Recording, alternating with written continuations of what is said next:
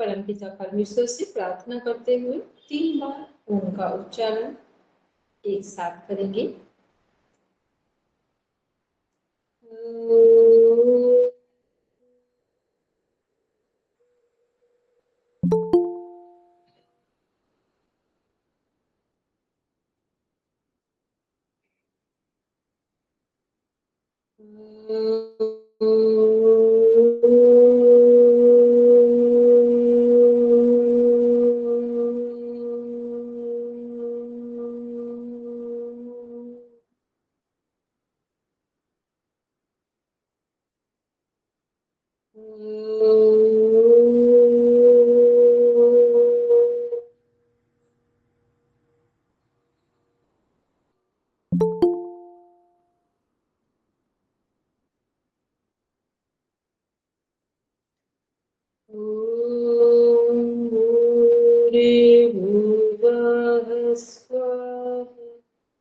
तत्सवितुर्वरेण्यं भर्गो देवस्य धीमहि धियो यो नः प्रचोदयात्।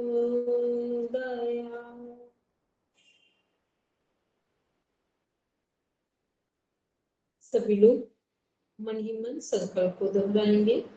हम आजीवन यम और नियम का पालन करेंगे, पूरे विश्व में योग की पताका फहराएंगे।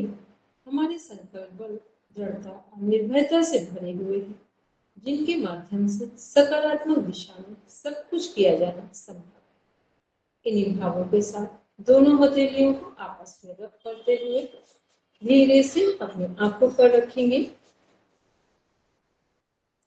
कोमलता के साथ अपनी आंखें खोलेंगे।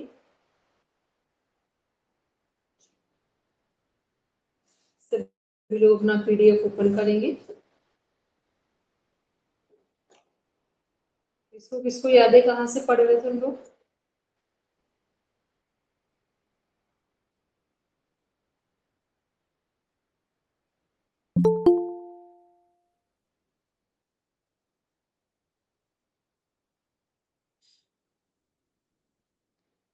पहले तो कोई अपना, जो लोग भी घर पे हों वो अपना कैमरा ऑन करें, ताकि हमको दिखाई दे कि वो सब लोग पढ़ रहे हैं या नहीं पढ़ रहे हैं। अब जिनके जिनके पास पीडीएफ है वो अपना पीडीएफ ओपन करें। अब पेज नंबर 8 ओपन करें। जब जहां से पढ़ना छोड़ते हैं तो वहां पर हमेशा टिक करके रखा कीजिए। यहाँ पर पढ़ना है, आहार लिखा हुआ है। मीनाक्षी जी दिख रहा है? 8 नंबर पीडीएफ पे आहार लिखा हुआ है। मेरे पास नहीं है मैम पीडीएफ, एक्चुअली मैं गाँव आई हूँ और यहाँ प्रिंटिंग का ऑप्शन नहीं है। चलिए, और कोई किसी के पास है पीडीएफ? तो फिर सब लोग कहानी सुन रहे हैं क्या, ये बताओ। सबके पास पीडीएफ है कि नहीं है? पहले जितने लोग बैठे हैं पीडीएफ जिनके पास है वो हैंड रेज करो। एक तो सबका वीडियो ऑफ, फिर कोई यस नो भी नहीं बोल रहे हो तो फिर हम भी ऑफ कर देंगे,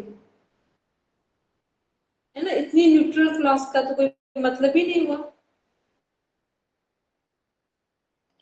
यदि हमको सुन पा रहे हैं तो जिनके पास पीडीएफ है वो हैंड रेज करें। हार्ड कॉपी में पीडीएफ है वो जरा एक बार दिखाओ अपना अपना पीडीएफ कहाँ है।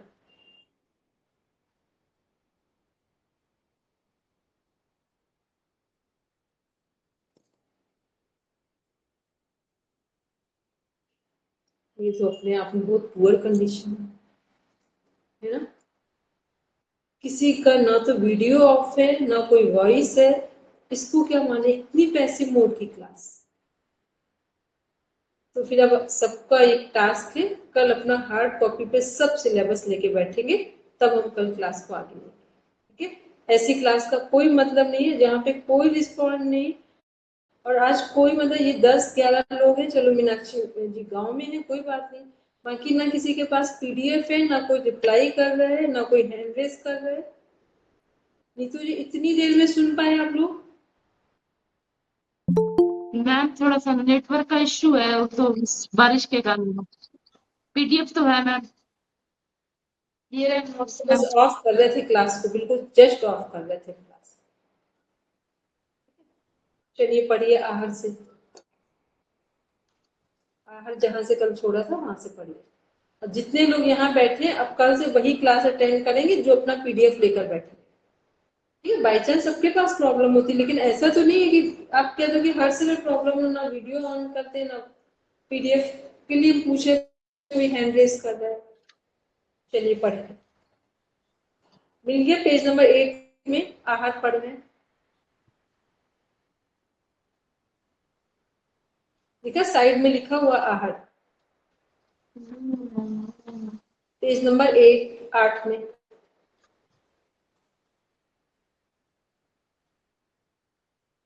मिला नहीं तुझे कि नहीं? हाँ जी मैम। पढ़। आहार प्रत्येक मनुष्य का, यहाँ से मैम हाँ इसी से पढ़े, यहीं से आगे से पढ़े। प्रत्येक मनुष्य का आहार, प्रत्येक मनुष्य का आहार उसके दो देश, वेश, काल, आयु, प्रकृति, कार्य के अनुसार भिन्न भिन्न होता है। आहार के संबंध में क्या खाएं, कितना खाएं, कब खाएं, क्यों खाएं एवं कैसे खाएं, इसके बारे में शास्त्र समस्त बातों का पालन करें।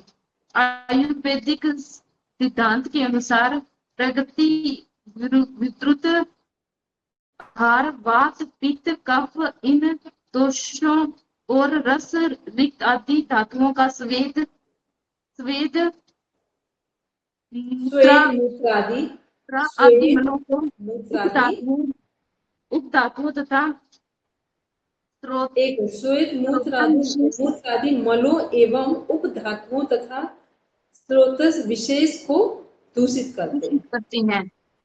यह दोष विषम विषय रोग सब प्राप्ति के प्रथम सोपान माना जाता है। इसलिए महर्षि चरक ने लाभ प्राप्त करने के लिए 8 प्रकार की आहार विधि निर्धारित की है। उस सब का अध्ययन और पालन करें और निम्नलिखित सामान्य नियमों का पालन में रखें। एक, फर्स्ट नंबर, भोजन करते समय शांत एवं मौन रहना चाहिए। सेकंड, भोजन से पूर्व हाथ पैर की सफाई कर लेनी चाहिए। थर्ड, भोजन करते समय पीले वस्त्र धारण करना चाहिए। फोर्थ, शीघ्रता एवं अधिक मात्रा में भोजन नहीं करना चाहिए। फिफ्थ, ज्यादा गर्म ज्यादा ठंडा भोजन नहीं करना चाहिए। सिक्स, प्रकृति विद्रुत ऋतु विद्रुत या शरीर विद्रुत भोजन नहीं करना चाहिए। सेवंथ, भोजन पश्चात मूत्र त्याग करना चाहिए। दिनचर्या के समान में ऋतुचर्या तथा रात्रिचर्या भी महत्वपूर्ण है। सायकाल के समय भोजन, मैथुन, नींद, पढ़ना एवं मार्ग में मगन नहीं रहना चाहिए। मार्ग गमन नहीं करना चाहिए। गमन का मतलब जाना, रात्रि में चलना नहीं चाहिए। रात्रि में प्रथम पहर में भोजन कर लेना चाहिए।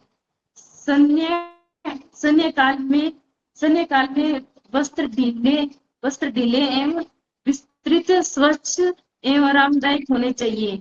सोने का कमरा स्वस्थ एवं हवादार होना चाहिए।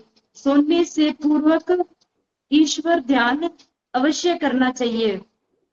प्रकृति के साथ संबंध, जो मनुष्य प्रकृति में रहता है उसे प्रकृति के 8 प्रकार के आरोग्य प्रदान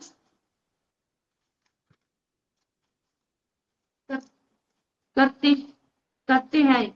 यथा जल अग्नि होता है, सूर्य, चंद्र, आकाश एवं पृथ्वी एवं वायु की दिनचर्या के दौरान इन 8 रूपों के सहयोग से मानव जीवन सदा स्वच्छ एवं स्वस्थ रहता है। कालिदास ने प्रकृति के में प्रकृति के 8 रूपों में स्वस्थ अष्ट मूर्तियां माने गए हैं। इन अष्ट मूर्तियों को सीधा संबंध पृथ्वी में जीव जगत से है। हमारे पूर्वज प्रकृति के इन अष्ट रूपों की नीतू जी यहाँ पे सब अपना जिनके पास पीडीएफ है तो वो आप अपने पीडीएफ में ठीक करें। कालिदास ने प्रकृति को शिव है, भगवान शिव वाला शिव। कालिदास ने प्रकृति को शिव और प्रकृति के अष्ट रूपों को शिव की अष्ट मूर्तियां माना।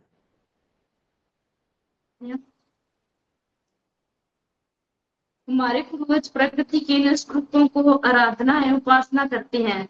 स्वस्थ प्रकृति में ही स्वस्थ प्रवृत्ति का विकास संभव है। जब प्रकृति के अष्ट रूप में पूर्वत स्वच्छ निर्मल एवं प्रसन्न होंगे तो फिर हमें कोई रोग नहीं होगा और हम निरोग रहेंगे। अंत में हम कवि कालिदास के शब्दों में प्रकृति शिव के उन प्रत्यक्ष अष्ट रूपों की स्तुति करते हैं जिनसे सभी को आदर्श निरोगता एवं स्वास्थ्य प्रदान हो। ठीक, अब पढ़ेंगे सद्गुणों और विचारों से। सद्गुणों एवं सद्विचारों में मैम यहाँ पे ये क्या लिखा है? वृद्धि होनी चाहिए, वृद्धि मिसप्रिंट है, वृद्धि है। सद्विचारों में वृद्धि होती है, वृद्धि होती है। जो आदर्श जीवन शैली की सुलभता प्रदान करती है। विदुर नीति में कहा गया है कि यत्न से आचार की रक्षा करनी चाहिए। आचार का मीन्स होता है अच्छे व्यवहार, अच्छे विचार। व्रतम यतनेन संरक्षितम आदर्श प्राकृतिक जीवन शैली का वैदिक ज्ञान स्रोत हमारे आचरण, संस्कार, सत्कर्म, सद्विचार को परिष्कृत करते हैं। आगे पढ़ेंगे। जिससे हमें जीवन जीने का मतलब समझने एवं सभ्य में सुधार करने को अधिक स्वयं में सुधार करने, समझने, स्वयं में सुधार करने तथा स्वयं को अधिक धर्म, कर्म, ईश्वर। मैम यहाँ पे क्या लिखा हुआ? अधिक ये हमने पूरा पढ़ा, देखो ध्यान से। जिनसे हमें जीवन जीने का मतलब समझने, स्वयं में सुधार करने, स्वयं का अधिक धर्म, कर्म, ईश्वर एवं इंद्रिय नियंत्रण के करीब लाने का अवसर एवं ज्ञान देकर हमें आदर्श बनाते हैं। आदर्श प्रगति जीवन शैली का मतलब है प्रभाव। आजकल सामान्यतः लोग छोटी मोटी बीमारियों से परेशान रहते हैं और उनके लिए उन्हें बार चिकित्सा की शरण लेनी पड़ती है। वास्तव में खान पान, हार व्यवहार एवं रहन सहन, अनियमितता तथा असंयम के कारण ही रोग व मैम यहाँ पे वो मिसप्रिंट हुआ है। संयम के कारण ही रोग और व्याधियों का जन्म होता है। रोग और व्याधियों का जन्म होता है तथा हमारी दिनचर्या प्रभावित होती है। संयमित एवं नियमित जीवन से प्राणी स्वस्थ रहता है। ठीक है, इसमें अभी हम लोग क्या देख रहे हैं कि यदि हमें स्वस्थ रहना है तो हमें क्या करना है? अपने स्वास्थ्य को ठीक रखने के लिए अपनी दिनचर्या, रात्रिचर्या को अच्छा रखना। दिनचर्या का मतलब सुबह से उठने से लेके शाम तक के जो कार्य हैं उनको कैसे करना है। रात्रिचर्या का मीन्स है कि समय पर सोना है और सुबह समय पर उठना है। ठीक है, ये सही रहेगा। जो हमारा खान पान है वो प्राकृतिक नियमों के अनुसार हो। जो जैसी ऋतु हो, मौसम हो, वैसा हम खान पान करें। सर्दी के मौसम में सर्दी ना लगे ऐसा भोजन ले। गर्मी के मौसम में ऐसा भोजन लें जो हमारे शरीर में गर्मी ना लगे। बारिश के मौसम में ऐसा भोजन लें जो एसिडिटी ना बनाए और गैस वायु प्रकोप उत्पन्न ना करे। यदि ऐसा भोजन लेंगे तो हम निरोगी रहेंगे, स्वस्थ रहेंगे, आयुर्वेद के अनुसार भी, प्रकृति के अनुसार भी। आगे पढ़ेंगे। योग द्वारा मानसिक आरोग्य। योग की संकल्पना की जड़ मूल रूप से भारतीय विचारधारा से आई है, जबकि पश्चिमी विचारधारा के मूल में मानसिक आरोग्यता की संकल्पना रही है। भारतीय विचारधारा में मन की विभिन्न अवस्थाओं में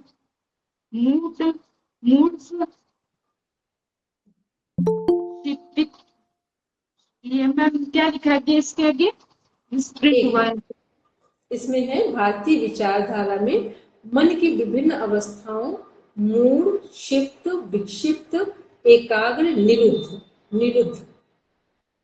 आदि का उल्लेख मिलता है। महर्षि ने योग दर्शन के अंतर्गत अष्टांग योग में समाधि का वर्णन किया है। इसलिए समाधि मुक्ति, निवाण, आत्म साक्षात्कार,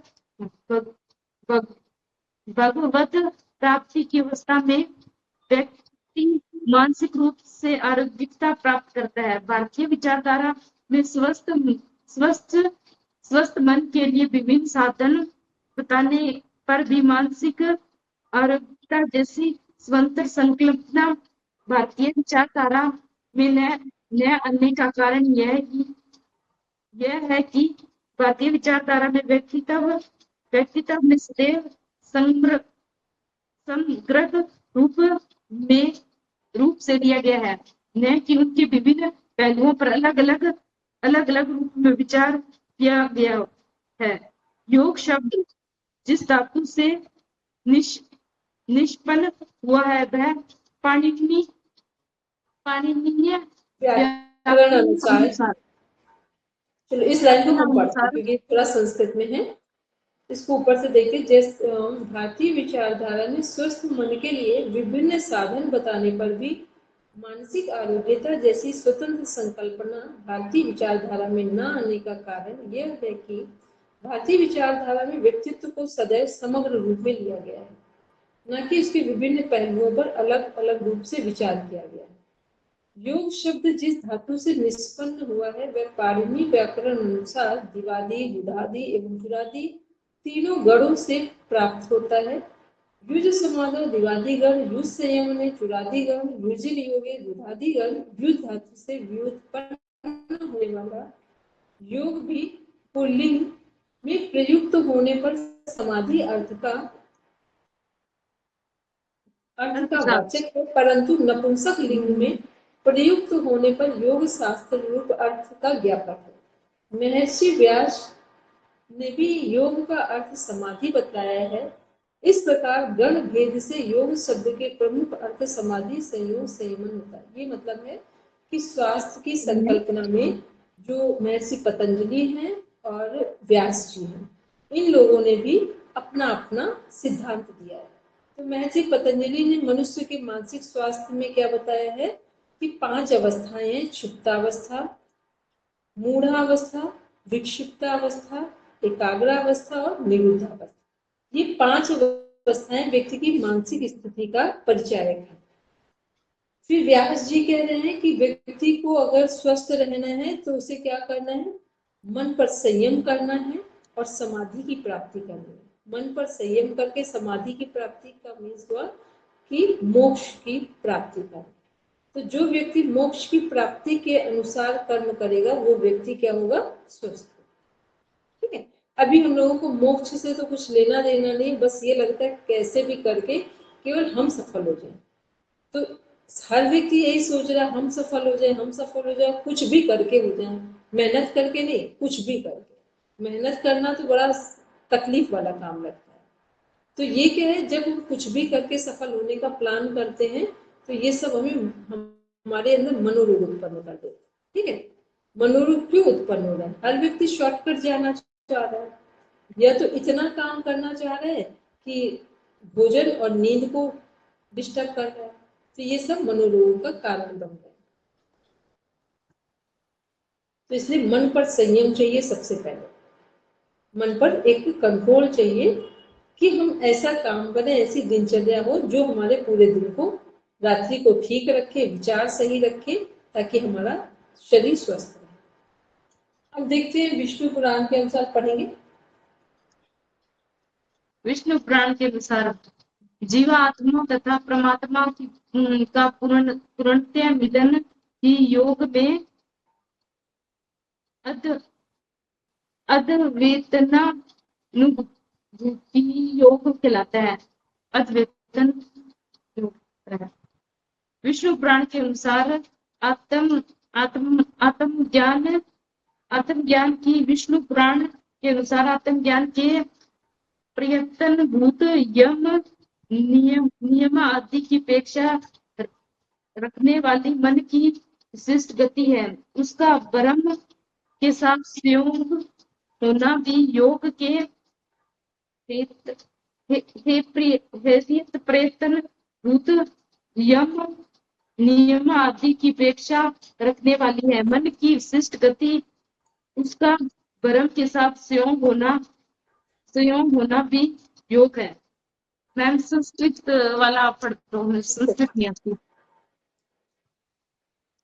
प्रयत्न सापेक्षा विशिष्टा या मनोगति तस्य ब्रह्मसि संयोगो योग इति विधीयते।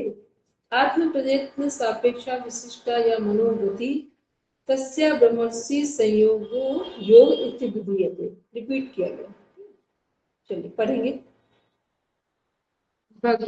भगवत गीता बोध के अनुसार सुख दुख पाप पुण्य शत्रु मित्र भगवत गीता के अनुसार है, बोध को कट कर देंगे, बोध नहीं है, बोध को कट कर देंगे। भगवत गीता के अनुसार बोध लिखा है, उसको कट लगा दीजिए।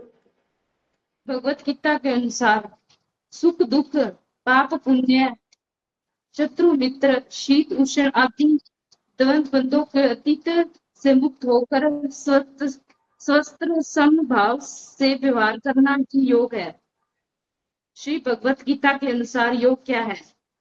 योग का अर्थ सदैव चंचल रहने वाली इंद्रियों को वश में रखते हुए परम तत्व में मन की एकाग्र करना ही भगवान की ही परम तत्व है। भगवान सभी अर्जुन को युद्ध करने के लिए यह कह रहे हैं कि अंत अर्जुन में युद्ध के फल से कोई सौकार नहीं है। जय यहाँ प्राज्य श्री कृष्ण के विचारणीय है। अर्जुन को तो श्री कृष्ण ने निर्देशानुसार कर्म करना है, यह वास्तविक योग है। सिद्ध सिद्ध्यो समो भूत्वा समत्वं योग उच्यते। श्री भगवत गीता के अनुसार मैम ये गिनती मतलब क्या लिखी हुई है शुद्ध गिनती में? ये लिखा हुआ है श्रीमद् भगवद गीता 2/48 का श्लोक है, उसकी हिंदी है। मैं भगवान कहते हैं 18 अध्याय है, तो उसमें से जो दूसरा अध्याय है, दूसरे अध्याय में 48 नंबर का श्लोक है। भगवान कहते हैं योगस्थ कुरु, एक मिनट इसको पढ़ देते हैं। योगस्थ कर्माणि संगम त्यक्त्वा धनंजय सिद्ध सिद्धेयो समो भूत्वा समत्वं योग उच्यते।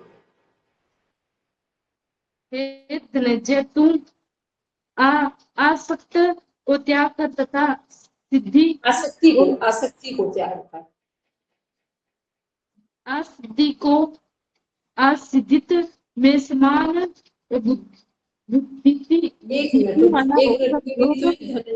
हे धनंजय तू आसक्ति को त्याग कर तथा सिद्धि और असिद्धि में समान बुद्धि वाला होकर योग में स्थित हुआ कर्तव्य कर्मों को कर समत्व ही योग कहलाता है। मतलब यहाँ भगवान कृष्ण अर्जुन को समझा रहे हैं। अर्जुन क्या है, जो जब भगवान कृष्ण श्रीमद् भगवद गीता का उपदेश दे रहे हैं तो अर्जुन को क्यों दे रहे हैं? क्योंकि अर्जुन क्या है, मानसिक रूप से अस्वस्थ है। ठीक, क्यों अस्वस्थ है? इतने सारे इनके अंदर कंफ्यूजन, फ्रस्ट्रेशन, डाउट्स आ रहे हैं कि सामने जो लोग हैं युद्ध में उनको मारे या नहीं मारे, क्योंकि ये सब मेरे अपने लोग हैं। भगवान कृष्ण क्या समझा रहे हैं कि यदि ये अपने लोग होते तो फिर ये युद्ध ही क्यों शुरू होता।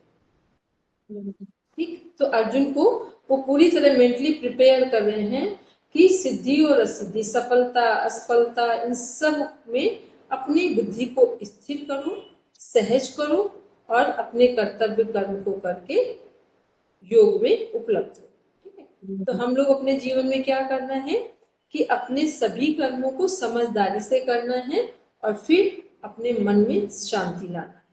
और जब अपने कर्मों को समझदारी से नहीं करते हैं, चालाकी होशियारी से कर्म करते हैं, तो फिर मन में ना तो शांति आती है ना जीवन में सफलता। आगे पढ़ेंगे, एक मिनट इसको पढ़ देते हैं। योगः कर्मसु कौशलम, अर्थात समत्व रूप योग ही कर्मों में कुशलता है। बुद्धि युक्तो जहाति ही उभय सुकृत दुष्कृते, तस्मात् योगाय युजस्व, योगः कर्मसु कौशलम। Shrimad Bhagavad Gita 2nd chapter 50 number का श्लोक। अब पढ़ेंगे हिंदी। समबुद्धि युक्त पुरुष पुण्य और पाप दोनों को इसी लोक में त्याग देता है, अर्थात उसमें मुक्त हो जाता है। इससे तुम समतत्व रूप में योग में लग जा यह समस्त समतत्व रूप योग ही कर्मों की कुशलता अर्थात कर्मबद्ध को छूटने का उपाय है। मतलब जब हम कुशलता पूर्वक कोई भी कर्म करते हैं तो ये क्या है, हमें बंधन से नहीं बनते। जब कुशलता पूर्वक का मतलब पूरे ध्यान के साथ कर्म को करते हैं तो हमारे जीवन में कोई बंधन नहीं होगा। और जब हम सारे कामों को जल्दबाजी में करते हैं या परिणाम को ध्यान में न रखकर कर्म करते हैं तो ऐसे कर्म क्या होंगे, आगे चलकर हमारे बंधन का कारण बनेंगे, मुक्ति का कारण नहीं बनेंगे। पढ़ेंगे समतत्व बुद्धि रूप में योग्य की प्राप्त करने के लिए प्रयत्न करें। समतत्व यौगिक विषयक बुद्धि से युक्त हुआ पुरुष अंतःकरण की शुद्धि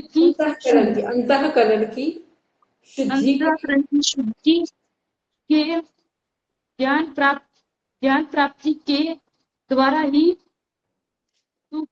सुकृत दुष्कृतों को पुण्य पाप दोनों को ही त्याग देता है। इसलिए लोक में कर्म बंधन से मुक्त हो जाता है। इसलिए तुम समतत्व बुद्धिक रूप में योग की प्राप्ति के लिए यत्न कर चेष्टा कर। सिद्धि असिद्धि विषय समत्व भाव ही योग कुशलता है। पढ़ेंगे नीचे वाली लाइन। योग ही तो कर्मों में कुशलता है, अर्थात सब कर्म रूप में कर्म लगे हुए पुरुष का जो ईश्वर संप्रतित बुद्धि से उत्पन्न हुआ है, ईश्वर समर्पित बुद्धि से उत्पन्न हुआ है। सिद्धि असिद्धि विषय समत्व भाव है, वही कुशलता है। यही इसमें कौशल है कि स्वभाव से ही बंधन करने वाले जो कर्म हैं वे भी समत्व बुद्धि के प्रभाव से अपने स्वभाव को छोड़ देते हैं, अतः समत्व बुद्धि से युक्त हो जाए। पढ़ेंगे नीचे। कर्मों को त्याग कर देना ही कर्मों में कुशलता है। समतत्व बुद्धि युक्त पुरुष यहाँ इस जीवन में पुण्य और पाप इन दोनों कर्मों को त्याग देता है। इसलिए तुम योग से युक्त हो जाओ। कर्मों की कुशलता योग है। योग से होती पुण्य एवं पाप दोनों से मुक्ति। भगवान का उपदेश है कि योग्य अर्थात योग के लिए अथवा योग में युज्य सब अर्थात लग जाओ। कहने का तात्पर्य है कि योग में प्रवृत्त हो जाओ, यानी कि योग करो।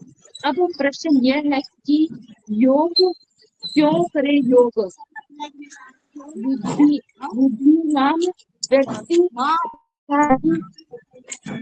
वर्तमान में अथवा इस और संसार एक में मिनट रुकेंगे। और किसी की हिंदी अच्छी है, कोई पढ़ सकता है? जी मैम पढ़ी। हाँ पढ़िए पढ़िए।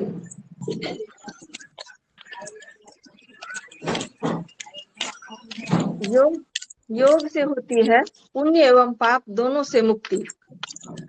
भगवान का उपदेश है कि योगाय अर्थात योग के लिए अथवा योग में युज्वस्व अर्थात लग जाओ।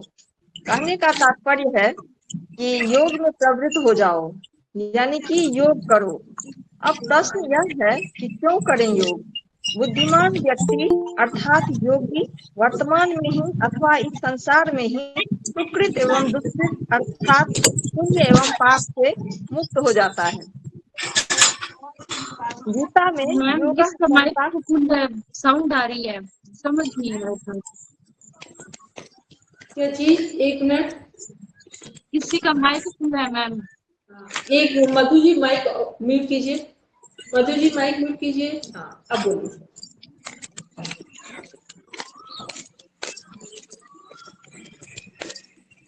मैम माइक म्यूट करूंगी तो पढ़ूंगी तो कैसे नहीं फिर? नहीं आपको नहीं बोला। मधु कौन पढ़ रहा है? मधु जी पढ़ रहे कि सरस्वती जी पढ़ रहे? दोनों लोगों के माइक ऑन है। मैं मधु पढ़ रही हूँ। हाँ तो सरस्वती जी माइक म्यूट कीजिए।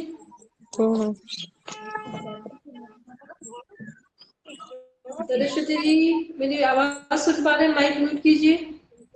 नहीं मैम, मोर माइक नहीं है। जो मॉनिटर कर रहा है वो सरस्वती जी का माइक म्यूट कर दीजिए। जो भी मॉनिटर कर रहे हैं क्लास को वो सरस्वती जी का माइक म्यूट कर दीजिए।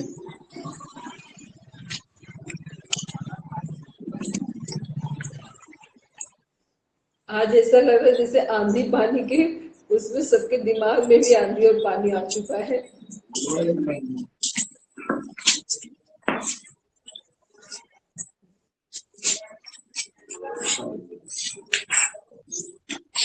सरस्वती जी आप एक काम करिए, लीव करिए फिर बाद में जुड़िए। एक बार लीव कर दीजिए।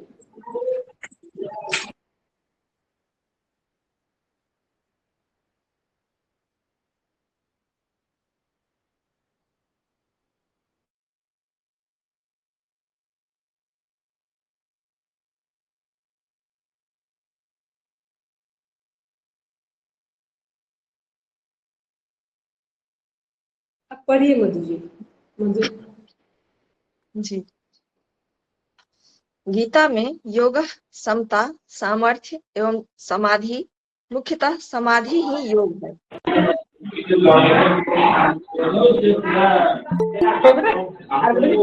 क्लास को ऑफ कर। कल एक पूरे ध्यान से क्लास में बैठेंगे, अपना अपना ठीक करके। ये एक क्लास का जीवन खराब हो रहा है, क्या कर रहे हैं सब? ये क्लास है, ये कोई घर नहीं है आपका।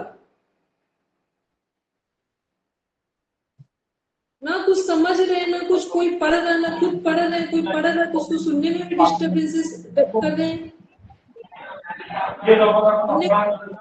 लीव करिए सरस्वती जी। ना आप लीव कर रहे हैं ना आप उसको माइक ऑफ कर रहे हैं।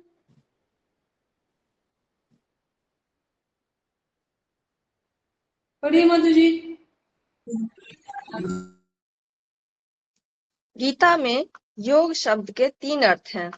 समता जैसे समत्वं योग उच्यते, सामर्थ्य ऐश्वर्य या प्रभाव जैसे पश्य में योगमैश्वर्यम, और 3 समाधि, जैसे यत्रो परमते चितं निरुद्धं योग सेवया।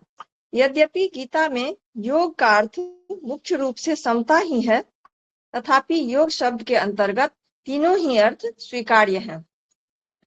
निष्कर्ष, कुशलता से कर्म करते जाएं, परंतु फल अपने पर आने न दें। जो कर्म मनुष्य को स्वभाव से ही बांधने वाले हैं, वे ही मुक्ति देने वाले हो जाएं। यही कर्मों में कुशलता है। कर्म करने की ऐसी ही चतुरता को योग कहते हैं कि मनुष्य कर्म करता भी जाए और उसके बंधन में भी न फंसे। काजल की कोठरी में जाकर बिना कालिख लगाए निकल आना ही बड़ी भारी चतुरता है। इसको देखते हैं। जो लास्ट निष्कर्ष है, कंक्लूजन, कि कुशलता से कर्म करते जाएं परंतु फल अपने पर ना आने दें। मतलब ये हुआ कि हम लोग जो भी कार्य करें वो ईश्वर को समर्पित करके करें और पूरी सावधानी के साथ करें, पूरी सजगता के साथ करें, ताकि कार्य की सफलता भी मिले हमें और कार्य करने के बंधन में भी ना बंधे। ठीक है, ये क्या है? ये है निष्काम कर्म करने का परिणाम, जो श्रीमद् भगवद गीता में भगवान कृष्ण अर्जुन को उपदेश दे रहे हैं। आगे पढ़ू। योग ही दुख के संयोग का वियोग है। बिना आसक्ति रखे कर्म करना ही योग है, जिसके कारण कर्म के फल अर्थात भोग से संबंध छूट जाता है और अंततः मुक्त होने के कारण दुख भी समाप्त हो जाते हैं। इसी कारण प्रभु ने योग को दुख के संयोग का वियोग भी माना है। इसको पढ़ते हैं। तम विद्याद दुख संयोग वियोगम योग संज्ञेतम, श्रीमद् भगवद गीता 6 चैप्टर 23 नंबर का श्लोक पढ़ेंगे हिंदी। योग ही कर्मों में कुशलता तथा समत्व बुद्धि से युक्त है। योग कर्मसु कौशलम का सही अर्थ योग ही कर्मों में कुशलता है। समत्वं योग उच्यते का वास्तविक अर्थ समत्व बुद्धि के प्रभाव से अपने स्वभाव को छोड़ते हुए तू समत्व बुद्धि से युक्त हो जा, यही वास्तविक योग है। महर्षि पतंजलि के अनुसार अभ्यास वैराग्य द्वारा चित्त की वृत्तियों पर नियंत्रण करना ही योग है। पतंजलि के अनुसार चित्त की वृत्तियों को चंचल होने से रोकना चित्त वृत्ति निरोधा ही योग है, अर्थात मन को इधर उधर भटकने न देना, केवल एक ही वस्तु में स्थिर रखना ही योग है। योगेन चित्तस्य पदेन वाचांग मलं शरीरस्य च वैद्यकेन इसको पढ़ देते, एक मिनट रुकेंगे। योगेन चित्तस्य पदेन वाचाम मलं शरीरस्य च वैद्यकेन योपाकरोत्तम प्रवरम मुनीनां पतंजलिं प्रांजलि रांतु अस्मि। मन की चित्त वृत्तियों को योग से, वाणी को व्याकरण से और शरीर की अशुद्धियों को आयुर्वेद द्वारा शुद्ध करने वाले मुनियों में सर्वश्रेष्ठ महर्षि पतंजलि को मैं दोनों हाथ जोड़कर नमन करता हूँ। इस श्लोक को योगाभ्यास के शुरू में गाया जाता है। महर्षि पतंजलि काशी मंडल में दूसरी शताब्दी के दौरान रहते थे। महर्षि पतंजलि का जीवन समाधि मंदिर तिरुपतुर ब्रह्मपुरेश्वर मंदिर में है, ऐसा माना जाता है। सांख्य के अनुसार पुरुष एवं प्रकृति के पार्थक्य को स्थापित कर पुरुष का स्वतः के शुद्ध रूप में अवस्थित होना ही योग है। सांख्य का शाब्दिक अर्थ है संख्या संबंधी या विश्लेषण। इसकी सबसे प्रमुख धारणा सृष्टि के प्रकृति पुरुष से बनी होने की है। यहाँ प्रकृति यानी पंच महाभूतों से बनी जड़ है और पुरुष यानी जीवात्मा चेतन। योग शास्त्रों के ऊर्जा स्रोत इड़ा पिंगला शाक्तों के शिव शक्ति के सिद्धांत इसके समानांतर दिखते हैं। किसी समय भारतीय संस्कृति में सांख्य दर्शन का स्थान अत्यंत ऊंचा था। देश के उदात्त मस्तिष्क सांख्य की विचार पद्धति से सोचते थे। महाभारतकार ने यहाँ तक कहा है कि इस लोक में जो भी ज्ञान है वह सांख्य से आया है। ज्ञानं च लोके यदि हास्ति किंचित सांख्ययागतं तच्च महन्महात्मनः शांति पर्व 301.109। वस्तुतः महाभारत में दार्शनिक विचारों की जो पृष्ठभूमि है उसमें सांख्य शास्त्र का महत्वपूर्ण स्थान है। शांति पर्व के कई स्थलों पर सांख्य दर्शन के विचारों का बड़े काव्यमय और रोचक ढंग से उल्लेख किया गया है। सांख्य दर्शन का प्रभाव गीता में प्रतिपादित दार्शनिक पृष्ठभूमि पर पर्याप्त रूप से विद्यमान है।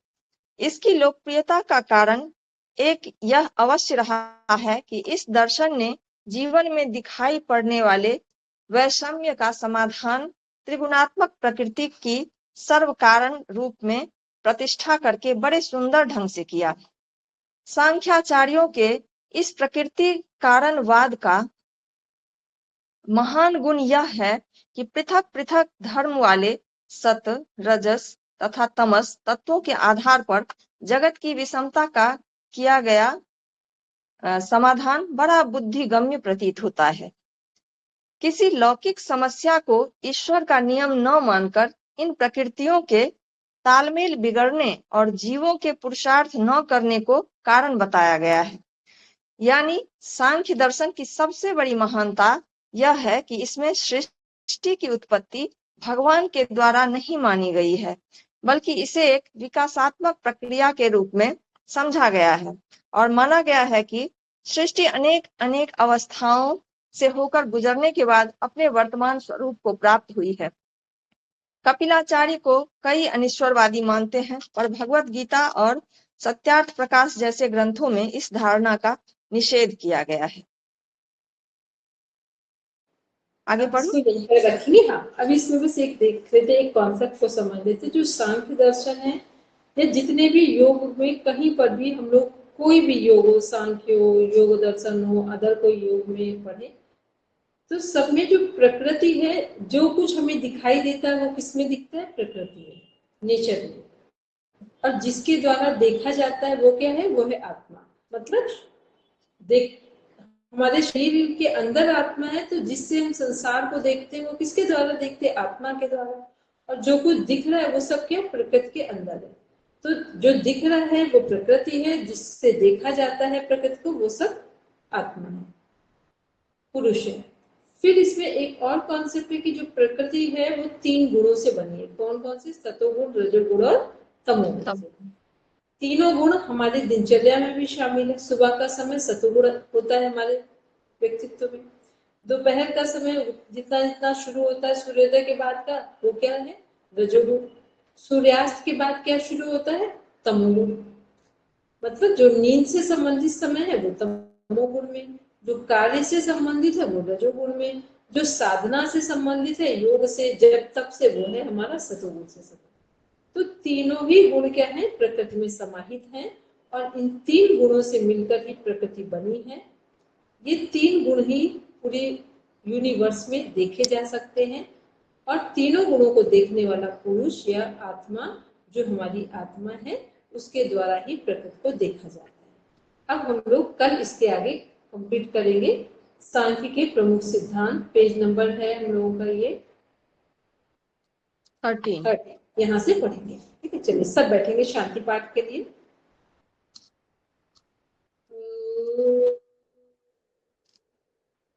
शांति शांति शांति। सर्वारिष्ठेषु शान्तिर्भवतु। Now rub your palms, touch your eyes, then open your eyes. सबको प्रणाम। प्रणाम मैम।